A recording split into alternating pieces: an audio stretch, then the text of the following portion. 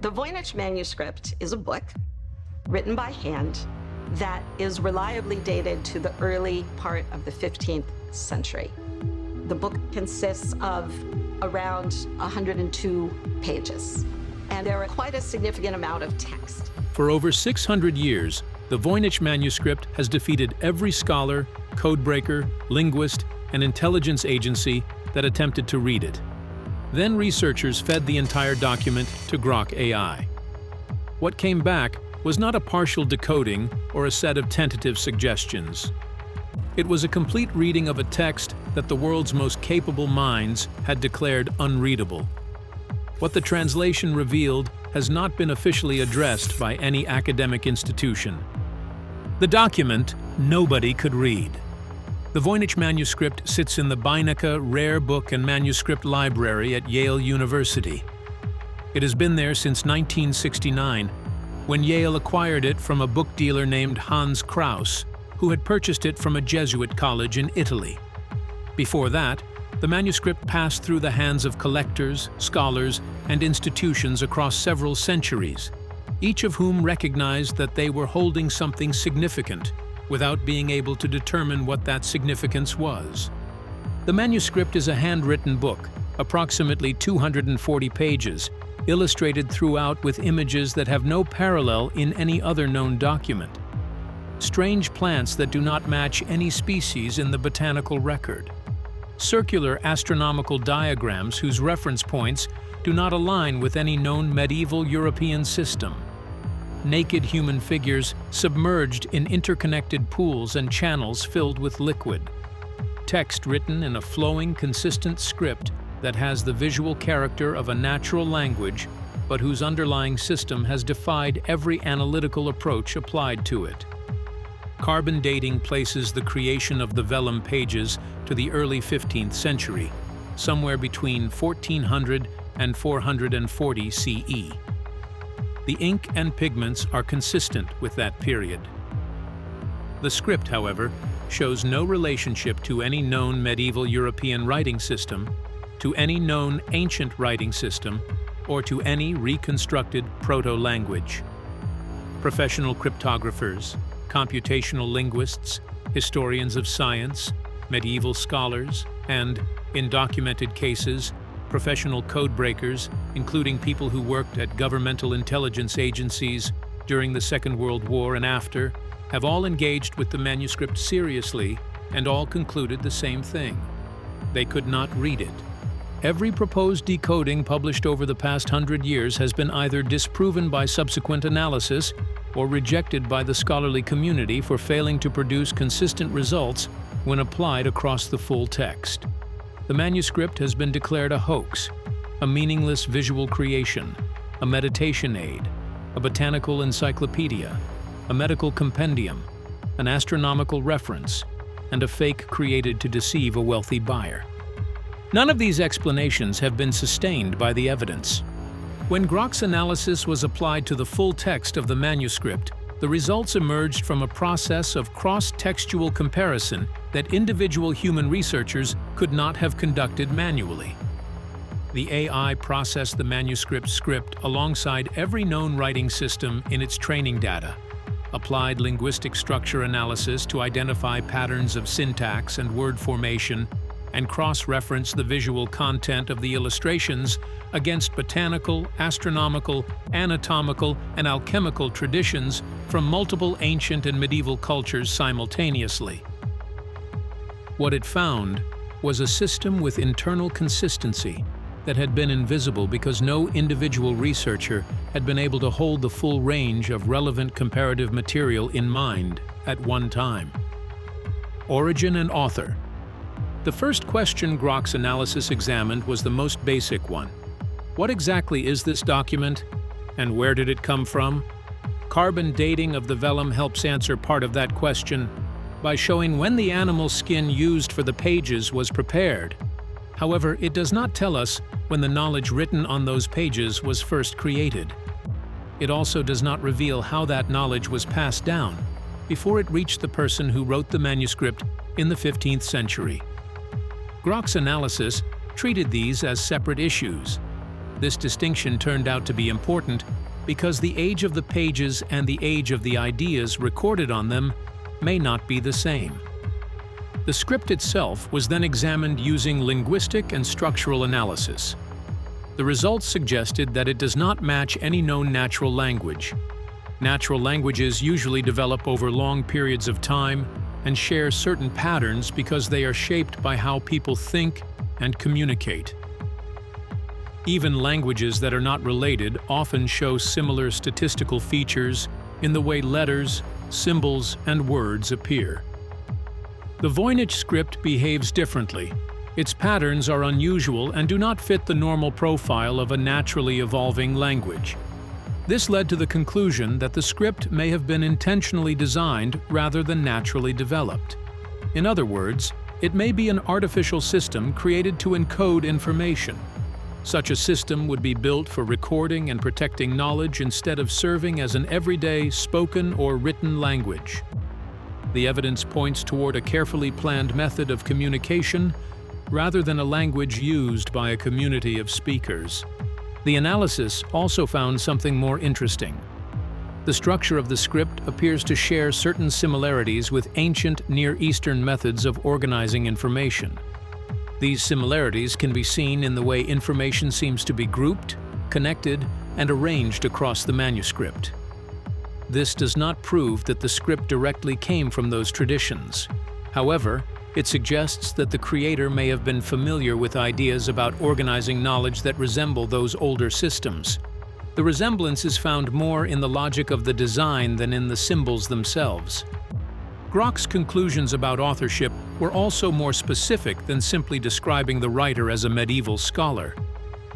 The manuscript combines information about plants, astronomy, human anatomy, and alchemy in a way that appears systematic and internally consistent. Creating such a work would have required access to a wide range of knowledge. It suggests a person working at the limits of what was commonly known during the 15th century. It also raises the possibility that some of the material came from sources outside the main intellectual traditions of medieval Europe. Finally, Grok proposed a likely path by which this knowledge may have survived. The analysis suggested that the information was preserved within a specialized group or institution whose goal was not to spread knowledge widely, but to protect it. In this view, the encoding system was a tool for preservation. A text that cannot be understood without the correct key is difficult to suppress. Even if copies are lost or destroyed, the knowledge remains hidden within the manuscript. The system would allow information to survive through political, religious, or social changes while remaining inaccessible to outsiders. The plant section. The botanical section is the largest part of the Voynich manuscript, making up about half of the entire document. It contains many drawings of plants placed next to blocks of text. At first glance, this layout looks similar to medieval herbals, which were books that described plants and explained their medical uses. During the Middle Ages, herbals were common sources of information about healing, medicines, and natural remedies. The Voynich manuscript follows the same general format, but it differs in one important way. Most of the plants shown in its illustrations do not match any known species. For more than 100 years, botanists and researchers have tried to identify the plants in the manuscript. Some drawings contain features that resemble real plants, such as familiar leaves, flowers, or roots. In a few cases, researchers have suggested possible matches with known species. However, these similarities are usually limited and uncertain. Most of the illustrations combine plant features in unusual ways. A plant may have the roots of one species, the leaves of another, and the flowers of a third. These combinations do not exist in nature. No known plant contains all of these characteristics at the same time. Because of this problem, Grok's analysis took a different approach from most earlier studies. Instead of trying to identify the drawings, the analysis focused on the text that appears beside them.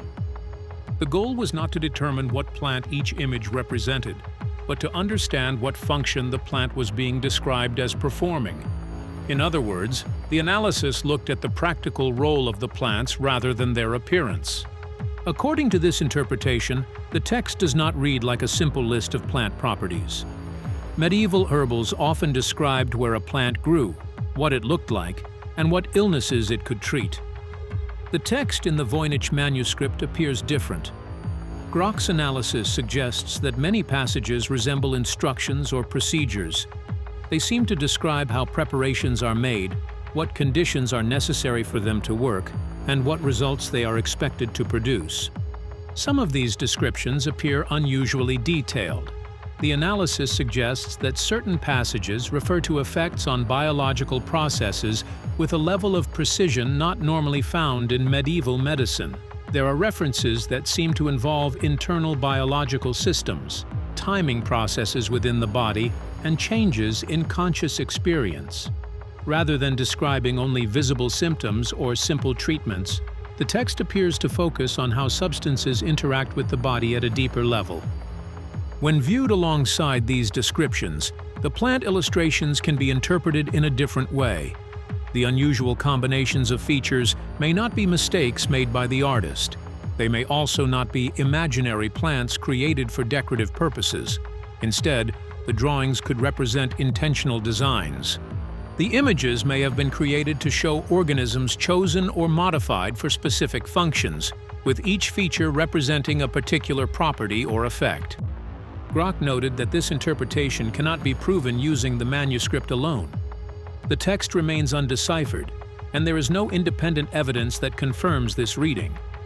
However, when the botanical section is viewed as a collection of functional descriptions rather than symbolic or mythical stories, this explanation provides one of the most internally consistent ways of understanding the content. It offers a framework that connects the unusual illustrations, the structure of the text, and the overall organization of the botanical section into a single interpretation.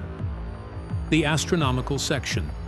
The circular diagrams that make up the astronomical section of the Voynich manuscript have been studied by historians of medieval science, astronomers, and historians of astrology since the manuscript became widely known in the early 20th century.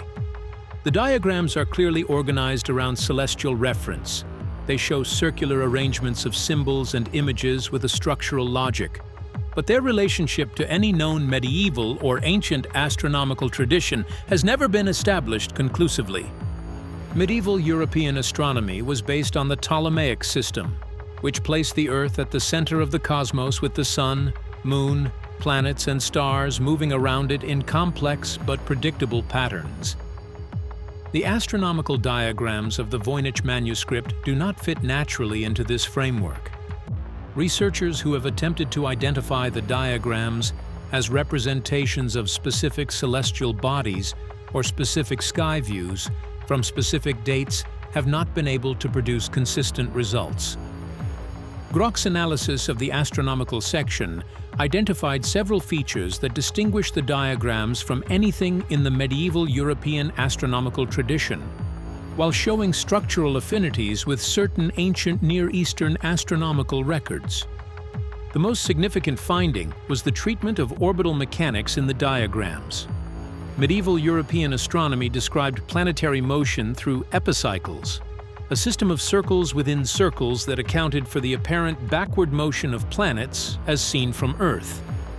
The Voynich diagrams appear to encode a different understanding of planetary motion, one that accounts for the same observational facts but represents them through a different conceptual framework, one more consistent with a heliocentric understanding of the solar system.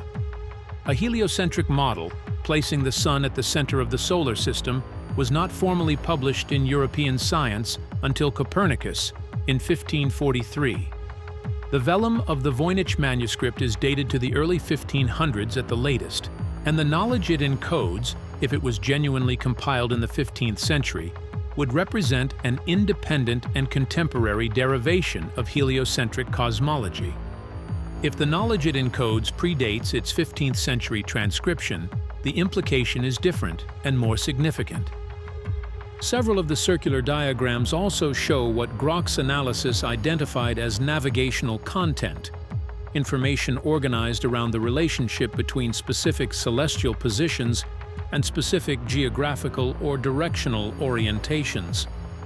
The navigational use of astronomical information was well developed in the medieval period, particularly for maritime purposes, but the specific information organization in several of the Voynich diagrams goes beyond basic navigational astronomy. The biological section.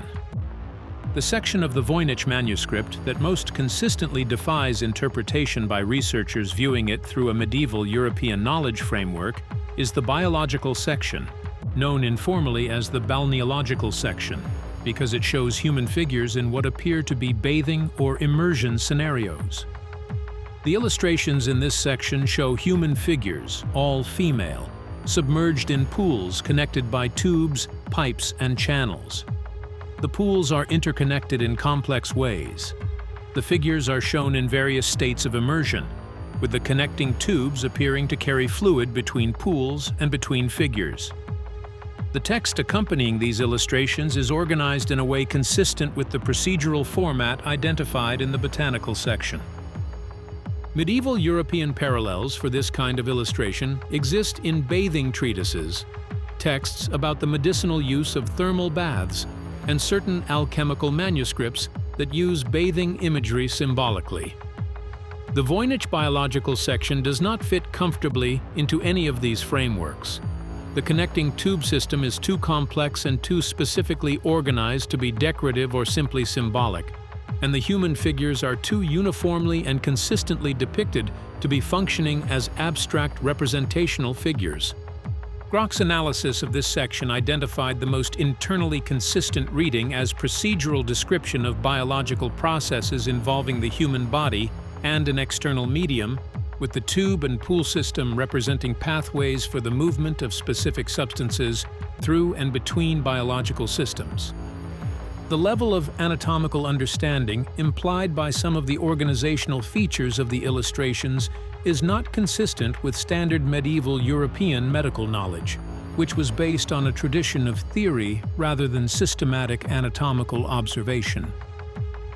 Several of the organizational features of the biological section illustrations correspond more closely to understandings of biological systems that were not formally developed in Western science until the 19th and 20th centuries.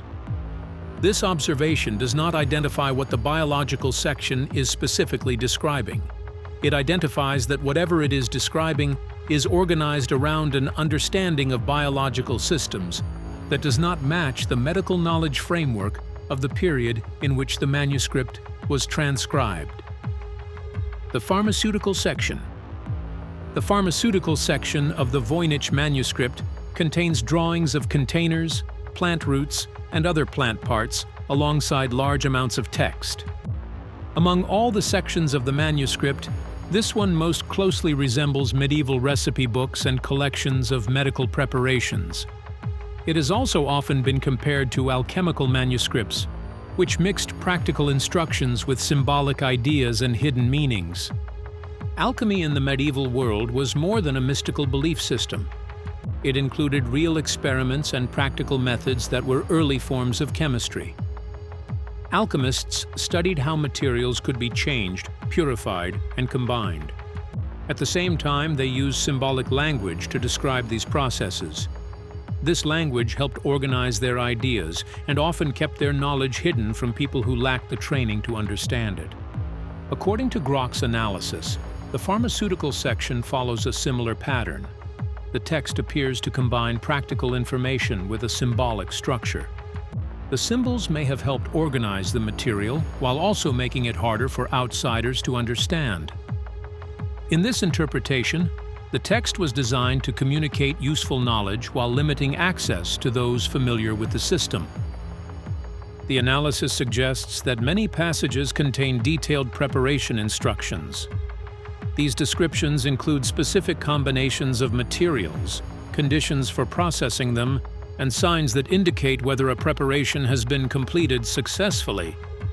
Such details are important because they make the text look more like a working guide than a purely symbolic or philosophical document.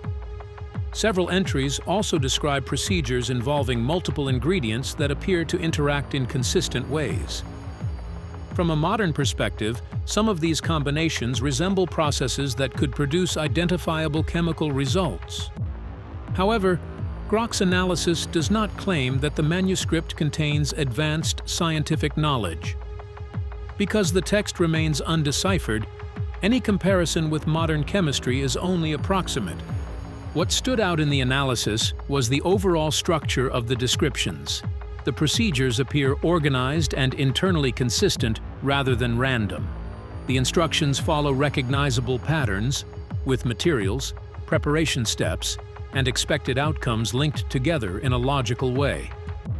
While this does not prove the manuscript contains genuine pharmaceutical knowledge, it suggests that the content was intended to describe practical processes rather than simply present symbolic or imaginary ideas. The final section. The closing pages of the Voynich Manuscript contain the densest continuous text in the document, laid out in a format different from the annotated illustrations of the earlier sections. It appears to be a passage of extended prose, possibly a continuous argument or narrative rather than a catalog or instruction set. Grok's analysis of this section identified it as the section most likely to contain meta-level content, information about the document itself rather than information encoded by the document. The structural features of this section are distinct from the earlier sections in ways that suggest a different communicative mode, one oriented toward the reader rather than toward the practical application of specific knowledge. The content of this section, as identified by the structural analysis, addresses the context of the knowledge the manuscript contains, the circumstances under which it was assembled, and the intended audience. The intended audience is described in terms that the structural analysis renders as the ones who arrive at this in the right time, a formulation that implies the document was created with a specific future readership in mind rather than a contemporary one. The closing pages also contain what Grok's analysis identified as a periodization framework, a way of organizing time into phases with specific characteristics. The current period on Grok's reading of this framework corresponds to what the manuscript describes as the phase of retrieval, the time when knowledge that was preserved through the difficult middle period becomes accessible again. Whether this framework represents an accurate projection made by whoever assembled the manuscript or is a feature of how the structural analysis maps the content onto current circumstances is a question the analysis cannot resolve. The manuscript was produced in the 15th century or draws on knowledge that predates it. The framework it describes cannot be a reaction to current events.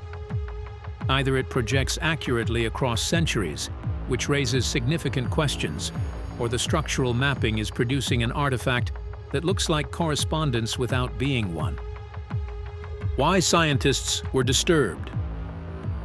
The response from the academic community to Grok's analysis of the Voynich Manuscript was not the kind of engagement that straightforwardly refutes specific claims with specific counter-evidence.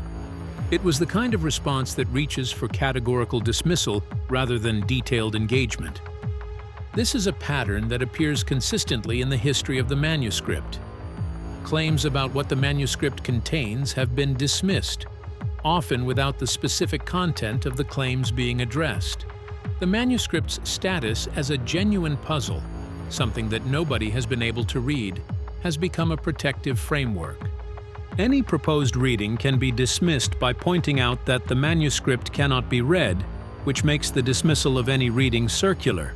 No reading is credible because the manuscript cannot be read, and the manuscript cannot be read because no reading has been credibly established.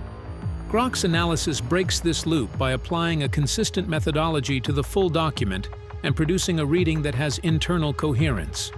Whether that reading is correct in its specific claims is a question that requires engaging with the specific content of those claims. Saying that the manuscript cannot be decoded is not by itself a response to an analysis that has decoded it. The specific content of what Grok's analysis found, botanical content organized around functional biological descriptions, astronomical content incorporating heliocentric and navigational understanding, not typical of the medieval European tradition, biological content organized around a level of anatomical understanding not consistent with medieval medical knowledge, and pharmaceutical content with procedural specificity beyond what purely symbolic alchemical manuscripts typically contain. All of these represent specific claims that can be engaged with on their specific merits. The fact that engaging with them has not been the primary response of institutional voices is itself informative. It suggests that the content of the analysis is less comfortable to engage with directly than to dismiss categorically. What remains open? Grok's analysis of the Voynich manuscript produced the most internally consistent reading of the document yet proposed. This does not mean it is definitively correct. It means it is the most credible starting point for serious engagement that currently exists. Several specific questions remain genuinely open. The identity of the author or authors of the manuscript, the specific transmission path through which the knowledge it contains reached its 15th century form, and the precise practical application of the procedural content in the botanical and pharmaceutical sections all require further investigation that goes beyond what computational linguistic analysis can provide. The manuscript itself would benefit from more detailed technical analysis than it has received. High-resolution multispectral imaging of the kind applied to other important historical documents, analysis of the pigments using current chemical methods, and detailed study of the physical structure of the book could all provide additional information about the manuscript's physical history that would help contextualize the content analysis. What Grok's analysis has established is that the manuscript has a coherent internal structure, that this structure encodes practical knowledge organized through a constructed symbolic system, and that the knowledge encoded includes material that does not fit comfortably into the medieval European intellectual tradition from which the manuscript's physical form emerged. These findings do not prove that the manuscript contains the knowledge of a lost civilization, that it was assembled from pre-flood sources, or that its pharmaceutical and botanical content represents practical technology beyond current human capability. Those are interpretive conclusions that go beyond what the structural analysis demonstrates. What the structural analysis demonstrates is that the manuscript deserves to be taken seriously as a document containing organized practical knowledge, rather than dismissed as a hoax or a meaningless visual creation. 600 years of dismissal has produced no understanding of it. Serious engagement with what Grok's analysis found is the most productive path forward that the evidence currently supports. The question it leaves open. The Voynich manuscript was created by someone. It contains organized content that follows systematic rules. The rules have now been partially mapped by a process that no individual human researcher could have conducted manually. The mapping produces a reading with internal coherence that exceeds any previous proposed decoding. The question of who created the manuscript, why, and what specific practical knowledge it encodes remains open. But it is now a different kind of open question than it was before. The choice is no longer between treating the manuscript as an unsolvable mystery and treating it as a meaningless fabrication. There is now a third option, treating it as a document whose content is partially understood and whose full understanding requires serious and sustained engagement with the analysis that has already been produced. The manuscript has been waiting 600 years. The analysis that has opened its structure has been produced. The decision about what to do with that opening belongs to whoever is willing to take the question seriously enough to follow it where it leads. The Voynich manuscript has resisted interpretation for centuries, but this analysis offers a structured way to view its contents across all sections. The manuscript is held at Yale, and the debate continues. If this work interests you, like, share, and subscribe to stay updated on future findings and deeper analysis.